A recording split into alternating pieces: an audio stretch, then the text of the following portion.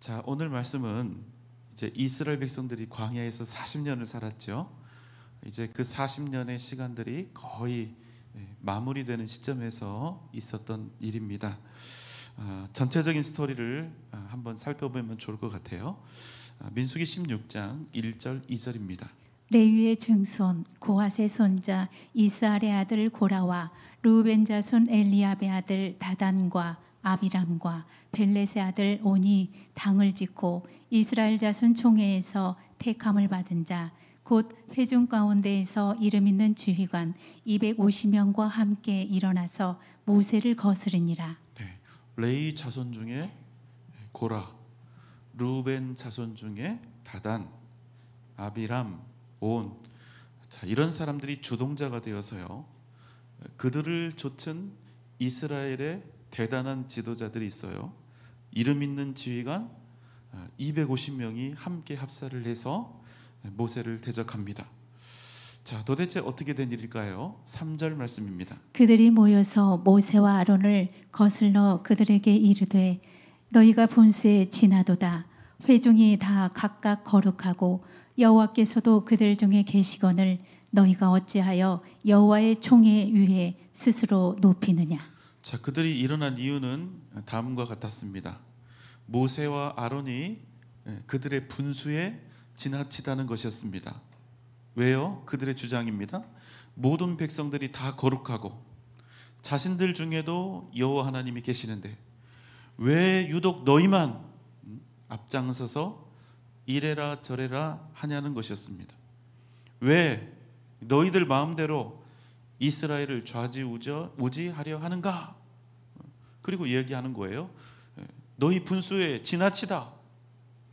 그런데 그들이 모세와 아론을 향해 다음과 같이 비난했던 그 까닭은 무엇이었을까요?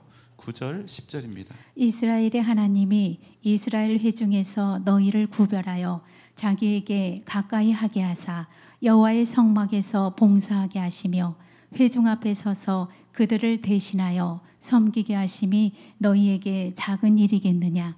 하나님이 너와 내 모든 형제 레위 자손으로 너와 함께 가까이 오게 하셨거늘 너희가 오히려 제사장의 직분을 구하느냐.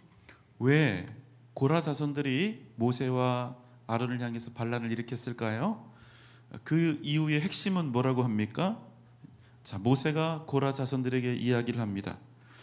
하나님께서 이스라엘 백성들 중에서 너희를 특별히 구별해서 여호와의 성막에서 봉사하게 하셨다. 그 일이 작은 일이냐? 그렇지 않다. 그런데 지금 너희가 오히려 너희에게 제사장 직분을 주지 않았다고 그것으로 지금 원망하느냐, 이런 얘기입니다. 하나님께서는 이스라엘 중에서 레위 자손들을 특별히 택하셔서 여호와의 성막을 섬기는 아주 특별하고 거룩한 직임을 주셨죠. 처음엔 아마 그 일에 감사했을 겁니다. 12지파 중에 그 일은 레위 지파밖에 안 되는 거예요. 그런데 시간이 지나면서 보니까 아론과 그의 자손들만 제사장이 되더란 말입니다.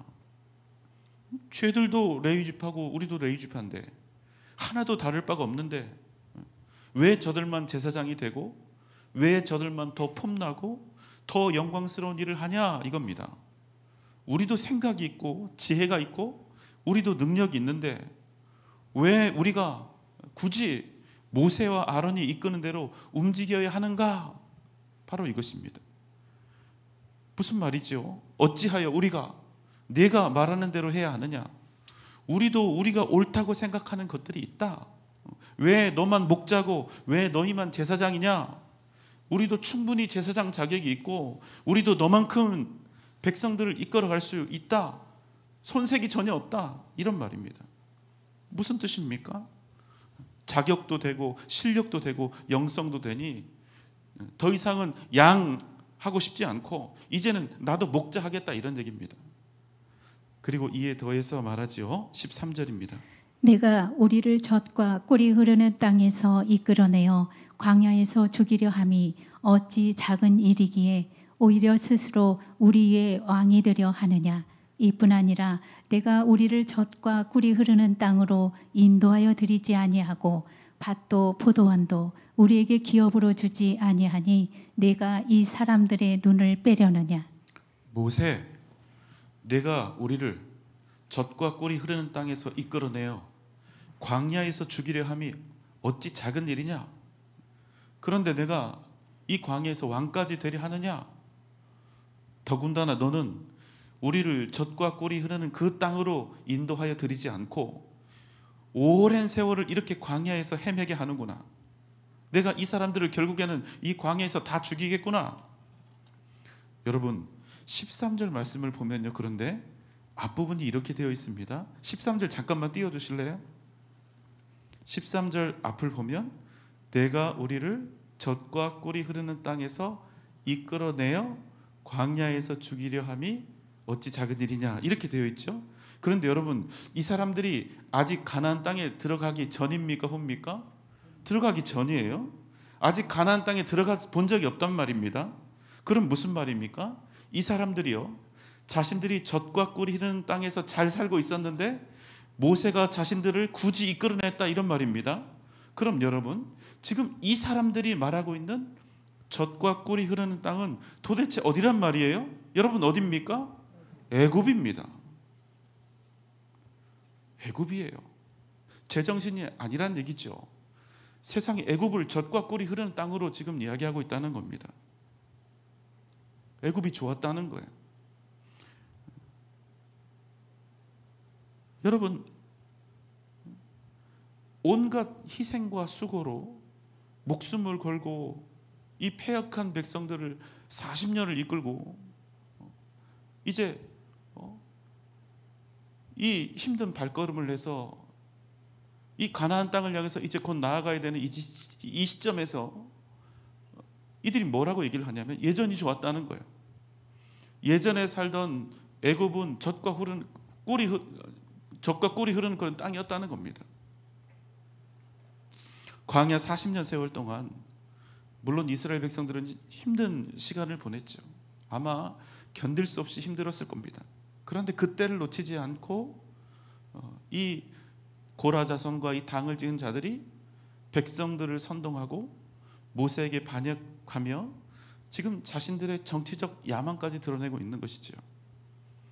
이 모세가 하나님께 외칩니다. 15절입니다. 모세가 심히 노하여 여호와께 여짜오되 주는 그들의 헌물을 돌아보지 마옵소서. 나는 그들의 나귀 한 마리도 빼앗지 아니하였고 그들 중에 한 사람도 해하지 아니하였나이다. 여러분 모세가 어떤 사람이죠? 민수기 12장에 보면요, 이 사람 모세는 온유함이 지면의 모든 사람들보다 더한 사람이다, 이렇게 말씀하지 않습니까? 그런데 이런 온유한 사람이요, 지금 반란을 일으킨 사람들의 헌물을 돌아보지 마시라고 하나님께 기도하고 있는 것을 보면 이들의 행태가 얼마나 패역했는지를 우리가 짐작해 볼 수 있습니다. 모세가 말합니다. 나는 이스라엘 백성들 중에 있는 나귀 한 마리도 빼앗은 적이 없고 그중 한 사람도 해한 적이 없습니다. 그런데 지금 현실은 무엇입니까? 수백 명이 일어나서 모세와 아론을 죽이겠다고 한 것입니다. 여러분 이 상황이 지금 이해가 되십니까? 여러분 정말 놀라운 일 아니에요?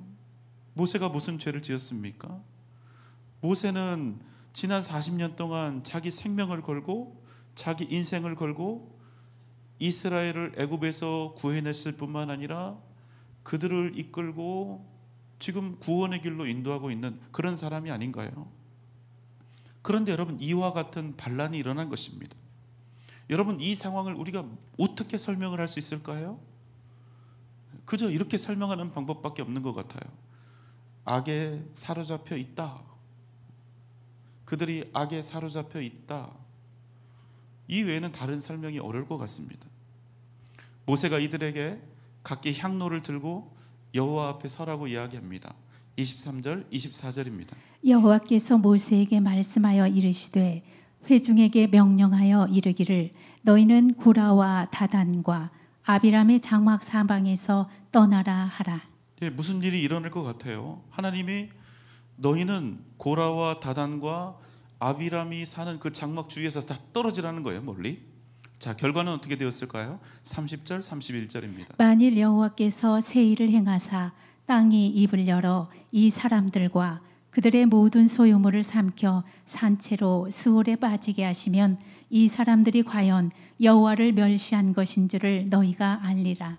그가 이 말을 마치자마자 그들이 섰던 땅바닥이 갈라지니라. 예, 어떻게 됩니까? 땅바닥이 갈라져서 고라와 다단, 아비람의 집에 속한 모든 사람과 모든 재물을 삼켰습니다. 그리고 여호와의 불이 나오죠. 그래서 그 사람들과 합세했던 지휘관 250명을 그 자리에서 불살라서 죽입니다. 여러분, 이대로 이 사건이 끝났을까요? 우리는 대부분 여기까지만 알고 있는데요. 아니요, 아직 끝나지 않았습니다. 자, 41절입니다. 이튿날 이스라엘 자손의 온 회중이 모세와 아론을 원망하여 이르되 너희가 여호와의 백성을 죽였도다 하고 회중이 모여 모세와 아론을 칠 때에 회막을 바라본즉 구름이 회막을 덮었고 여호와의 영광이 나타났더라. 예, 여러분, 방금 전에 우리가 말씀을 읽었지만 고라, 다단, 아비람의 집 모든 그 일족들이 다 땅속으로 들어갔죠. 그러면 이제 뭔가 하나님의 뜻에 대해서 인식도 하고 또 겸손해져야 하는데요. 그 다음날 어떤 일이 일어납니까? 이스라엘 온 회중이 모세와 아론을 향해서 격렬하게 이제 원망을 하기 시작했다는 겁니다. 뭐라고요? 너희가 하나님의 백성들을, 여호와의 백성들을 죽였다. 그를 추종했던 여러분 수많은 수백 명의 사람들이 있었죠. 250명의 걸출한 지도자들의 가족들, 그 수가 수천 명일지 수만 명일지 수십만 명일지 몰라요. 그러니까 그 가족들, 그와 관계된 모든 사람들, 이제 그 무리에 선동된 모든 사람들이 온 이스라엘이 벌떼처럼 일어나서 이제는 모세와 아론을 대적해서 원망하고 죽이려 했다 하는 것입니다. 이에 하나님께서 말씀하셨습니다. 45절입니다. 너희는 이 회중에게서 떠나라. 내가 순식간에 그들을 멸하려 하노라 하매 그 두 사람이 엎드리니라. 하나님이 보셔도 이스라엘 백성들이 너무 패역했던 것 같아요. 그러니까 뭐라고 말씀하십니까? 너희가 이 회중에게서 떠나라는 거예요. 내가 그들을 직접 멸하겠다 하신 겁니다. 그 말을 듣고 모세와 아론이 납작 엎드립니다. 바로 그때 어떤 일이 일어났습니까? 이스라엘 백성들 가운데 연병이 시작이 된 것입니다. 그래서 어떻게 되었을까요? 아론이 향로를 가지고 달려가서 그들을 속죄하기 전까지 고라의 일 때문에 죽은 자 말고 무려 14,700명이 그날 죽임을 당한 것입니다. 여기까지가 여러분 고라 사건의 전말입니다. 하나님의 백성 이스라엘 안에서 일어났던 정말 비극적인 사건이었죠. 제가 어제 저녁부터 참 많은 고민을 했습니다. 이 설교를 잘못하면 목사에게 대들면 벌 받는다, 이런 메시지밖에 나오지 않아요. 결국 목사 방어하고 목사를 위한 그런 설교가 되거나 누군가를 때리는 설교밖에 될 수가 없겠죠. 그런데 여러분 아시잖아요. 지금 민수기를 우리가 순서대로 하고 있는데 이 본문을 그냥 넘어갈 수가 없어요. 그건 이제 제 책임이니까 그건 설교를 해야 되는 거예요. 그래서 여러분 제가 이 본문을 가지고 설교 준비를 하려는데 시작 자체가 되지를 않는 겁니다. 그래서 밤새도록 몇 시간 동안이나 그냥 책상에 앉아 있었어요. 그런 고뇌가 있는 메시지라는 것을 여러분 좀 생각하시면서 오늘 말씀을 좀 들으시면 좋겠습니다. 저는 이 땅에 있는 수많은 목회자들 중에 가장 복받은 사람이라고 생각합니다. 여러분처럼 이렇게 좋은 식구들을 저의 성도로 만나게 된 것은 무엇보다 크신 하나님의 은혜라 믿습니다. 또 제가 입고 있는 이 자리의 영광을 무엇에 비할 수 있을까요? 저는 대통령 자리를 준다고 해도 우리 전주 영생교회 이 목사의 자리와 바꿀 생각이 전혀 없습니다. 그만큼 저는 이 자리를 귀하고 복되게 생각하고 있습니다. 그러나 여러분, 저의 이 목회가 마냥 즐겁고 재미있고 행복할 것이다 이렇게 생각하지 않으시면 좋겠어요. 젊은 나이에 큰 교회 부임해서 온갖 영광과 풍요로움을 누리고 있을 거라고 오해하지 않으시면 좋겠습니다. 그저 지금 이 순간, 내일은 어떻게 될지 몰라요. 지금 이 순간 하나님께서 저에게 주신 사명이 있기 때문에 그저 이 자리를 감당하고 있을 뿐, 이 자리는 언제라도 하나님의 뜻에 합당한 사람이 섬겨야 할 그런 자리인 것을 제가 항상 되새기면서 사역하고 있습니다. 목사도 실수를 합니다. 목사도 완벽하지 않아요. 영적으로도 세상적으로도 그렇지 않습니다. 모든 면에서 완벽하기 때문에 하나님께서 택하신 것이 아니라 하나님의 은혜가 아니면 도무지 살 수 없는 사람이라서 택함 받은 사람이 바로 목회자라고 저는 생각합니다. 그래서 목사는 날마다 스스로를 치면서 목회해야 합니다. 날마다 내려놓고 날마다 버리는 심정으로 목회해야 합니다. 그렇지 않으면 언제라도 누구라도 하나님의 뜻에서 벗어날 수 있습니다. 이것이 저 자신과 이 땅의 모든 목회자들이 잊지 말아야 할 대원칙이라고 그렇게 생각합니다. 그럼에도 너무 안타깝죠. 목사들이 그리 훌륭하지 못한 경우도 있습니다. 객관적으로도 그럴 수 있고 또 어떤 사람 한두 사람의 주관적인 자기 판단으로도 그럴 수 있습니다. 물론 객관적으로 여자 문제, 돈 문제, 이단적인 교리 문제, 이런 문제들에 대해서는 단호해야 할 것입니다.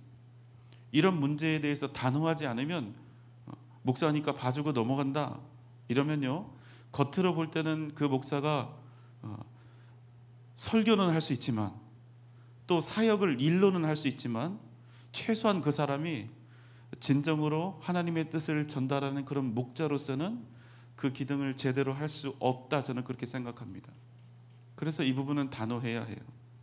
여러분, 그럼 나 개인의 주관적인 판단으로 목사에 대해서 부정적인 판단이 되면 어떻게 해야 할까요? 여러분 모두가 자기 나름의 생각과 철학이 있으니까 이 일에 대해서 맞거나 나쁘다고 말하면 안 될 것입니다. 당연히 일어날 수 있는 일이고 또 이런 일들이 또 건전하게 있는 것은 굉장히 좋은 일이라고 생각을 해요. 그러나 만약 여러분에게 목회자에 대한 부정적인 생각이 생긴다면 그때부터는 아주 신중해져야 합니다. 내 주관적인 판단으로 목사를 부정적이라 이렇게 결론에 도달했으면 내가 내린 그 개인적인 결론을 100점짜리 명확한 답으로 확신해서 밀어붙이지 말고 그때부터는 완벽하게 객관적인 시각으로 나를 돌려서 정말 진중하게 사안을 살펴야 합니다. 그래야 목회자를 잘못 판단하고 비난하는 결코 작지 않은 그런 죄와 실수를 피할 수가 있습니다. 제가 목사가 되어서 저 자신을 비롯해서 많은 목회자들을 보니까 저도 마찬가지고 우리 목사들이 부족한 점들이 참 많습니다. 실수도 하고 실패도 하고 또 때때로 상식적이지 않은 행동을 할 때도 있는 것 같아요. 그때마다 성도들은 스스로에게 이렇게 질문을 합니다. 또 누군가에게 상의를 하겠죠. 이 목사를 어떻게 해야 합니까? 설교도 잘못하고 목양도 잘못하고 따뜻하지도 않고 이기적이고 사려가 깊지도 않은 이런 목사를 어떻게 해야 합니까? 이런 생각이 들 수 있잖아요. 혹 정말로요, 그 목사가 목회를 해서는 안 되는 그런 목사일 수 있습니다. 그러나 여러분, 그런 판단을 내리기 위해서는 먼저 내 개인적이고 주관적인 판단에서 물러나서 객관적이고 종합적인 판단을 해야 합니다. 여러분, 이거 꼭 기억하시기 바랍니다. 혹 내 생각이 옳아도 분노하면 반드시 사탄의 지배를 받게 됩니다. 여러분, 예외가 없어요. 의로운 분노는 주님이 성전에 들어가셔서 상을 엎으신 그것밖에 없습니다. 우리 인간이 죄인인데 분노하는 동안 사탄의 지배를 안 받을 도리가 없는 거예요. 그러니까 여러분, 분노하는 순간 이미 내가 악에게 팔렸구나 생각하면 됩니다. 자, 그럼 어떻게 됩니까? 그러니까 누군가와 다툼이 있을 때도 마찬가지인 거예요. 내가 오를수록 분노하지 않아야 합니다. 자, 그렇기 때문에 정말로 옳고 정말로 무엇인가 중요한 판단을 해야 할 그런 시점이 되면요, 격앙된 감정과 분노를 추스르고 더욱 기도하면서 마음의 평정을 찾아야 합니다. 내가 생각할 때는 분명히 잘못되었다 이런 확신이 들지만 하나님의 뜻으로 증명되지 않은 내 생각을 진리처럼 여기고 당을 지어서 여론몰이하거나 또 나와 다른 생각을 가진 그 사람들의 이야기를 귀를 막고 듣지 않거나 하는 것이 아니라 더욱 열린 마음으로 모두의 생각을 포용하고 들으면서 내 생각이 정말 옳은지 그른지에 대해서 정말 신중하게 지혜롭게 그렇게 판단해 가야 하는 것입니다. 여러분, 그리고 동시에 뭐 해야 할까요? 목사를 위해서, 또 나를 위해서, 교회를 위해서 기도해야 합니다. 그저 저 나쁜 목사 어떻게 해야 합니까? 어떻게 몰아내야 합니까? 이런 악한 기도 말고요, 누구보다 나와 성도들을 위해서 기도하고 또 목사를 위해서 기도하면서 나와 우리 성도들을 불쌍히 여겨 주옵소서. 무엇이 하나님의 뜻인지 정말로 주님 알게 하옵소서. 이렇게 눈물로 가슴을 치면서 기도해야 합니다. 그저 내 생각의 관철을 위해서 기도하는 것이 아니라, 내 개인적인 감정을 담아서 기도하는 것이 아니라, 정말 가난한 심령이 되어서 교회를 사랑하는 마음으로 짧지 않은 기간 동안 기도하면서 하나님의 뜻을 구해야 한다는 겁니다. 그럼 여러분 어떻게 될까요? 저는요, 확신합니다. 저는 하나님이 그 사람에게 당신의 뜻을 반드시 알려주실 거라고 생각합니다. 여러분, 아멘입니까? 뭔가 목회자와 관련해서 어떤 부정적인 액션이나 소리를 내야 한다면 여기까지가 여러분 최소한의 과정입니다. 이전에 이렇게 기도하고 하나님의 뜻을 기다리는 이 일을 하지 않고 먼저 분노하고 소리를 높이고 내 생각을 주장하고 했다면 여러분, 절대로 그건 하나님 뜻이 아니에요. 만약 이 일에 대해서 신중하게 고민하고 마음을 다 들이며 헌신하는 그런 기도 없이, 하나님의 뜻에 대한 정확한 응답 없이 목회자에 대해서 비난하고 비판하고 반기를 드는 일은 결국 어쩔 수 없이 오늘 모세를 대적한 고라당의 거스름이 될 수밖에 없다는 겁니다. 여러분, 이 일에 있어서는 절대로 실수가 있어서는 안 되는 것입니다. 절대로 개인적인 감정이나 주관적인 확신으로 할 일이 아니에요. 정말로 신중하고 정확하게 해야 합니다. 그래야 하나님이 도와주세요. 여러분, 정말로 못된 목사도 있을 수 있잖아요. 정말로 목회하면 안 되는 목사도 있을 수 있잖아요. 그래서 이 일이 하나님 뜻에 정말로 합당하게 그 과정들을 거쳐야 된다는 거예요. 그렇지 않고 목소리만 높이고 분노하는 그런 식의 해결 방법은요, 절대로 하나님의 뜻을 이룰 수가 없다는 겁니다.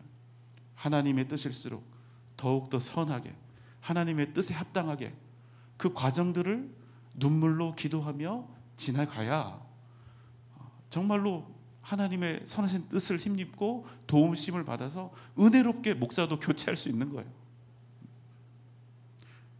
본인의 개인적인 오해와 잘못된 판단이 자기의 개인적인 잘못된 오판일 수도 있잖아요.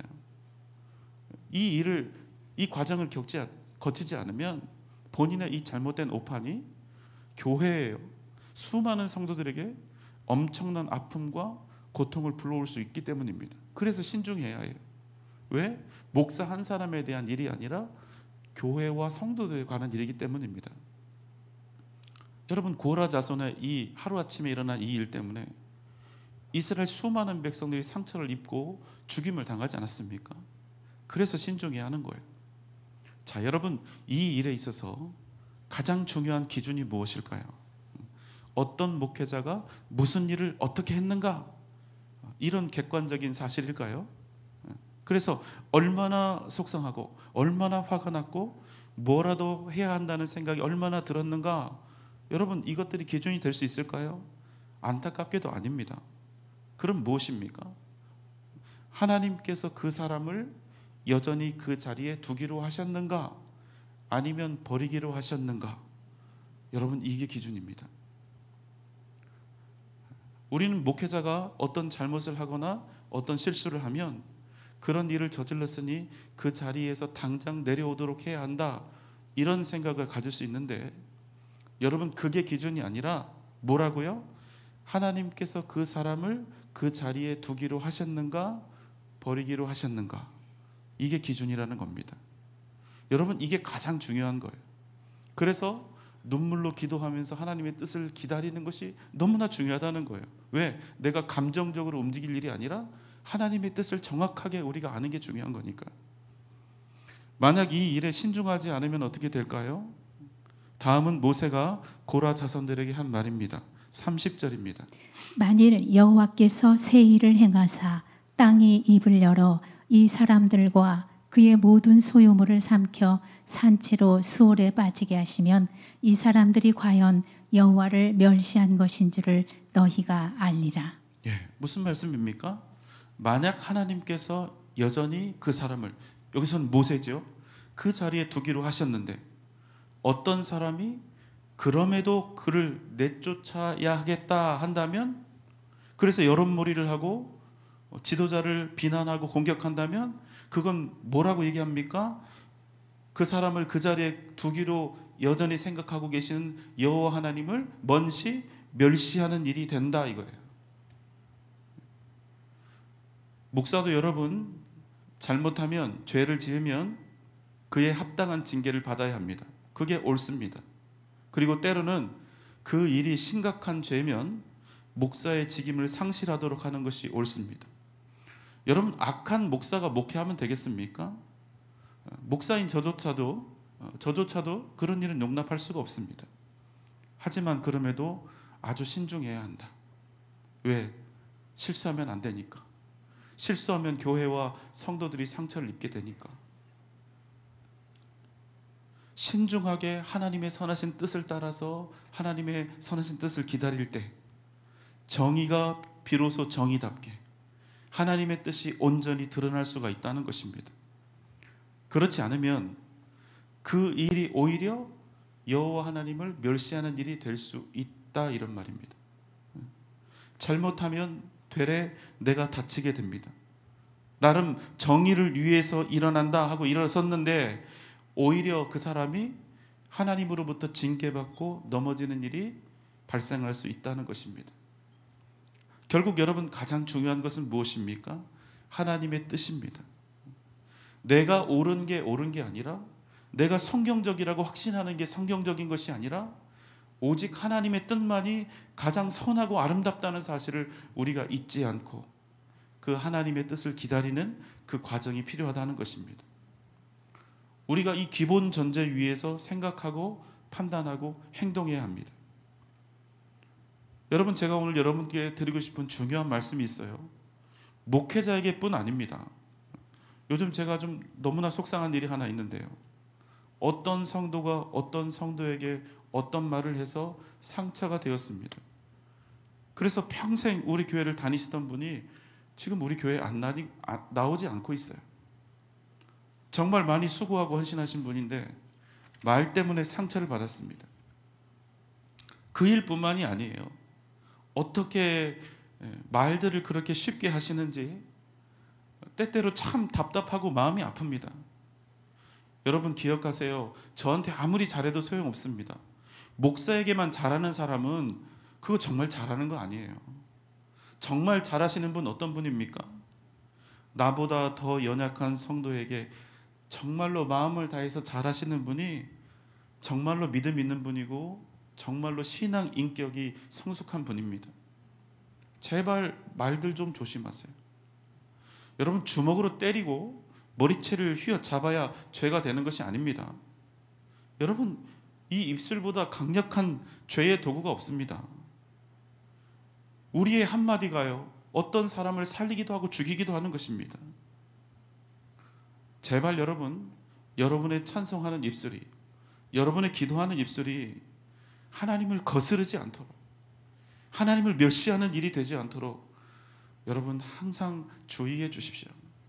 여러분의 입술이 누군가에게 상처를 주는 입술이 아니라, 소리 지르고 분노하는 입술이 아니라 위로하고 치료하는 입술이 되시기를 주님의 이름으로 소망합니다. 그래야 우리 공동체가 하나님의 뜻을 온전히 이루어갈 수 있는 것입니다. 여러분 아멘입니까? 부디 저와 여러분의 삶이 하나님의 마음, 하나님의 뜻을 거스르지 않고 오직 생명을 살리고 구원하는, 위로하고 회복케 하는 복된 삶이 되시기를 주님의 이름으로 축원합니다.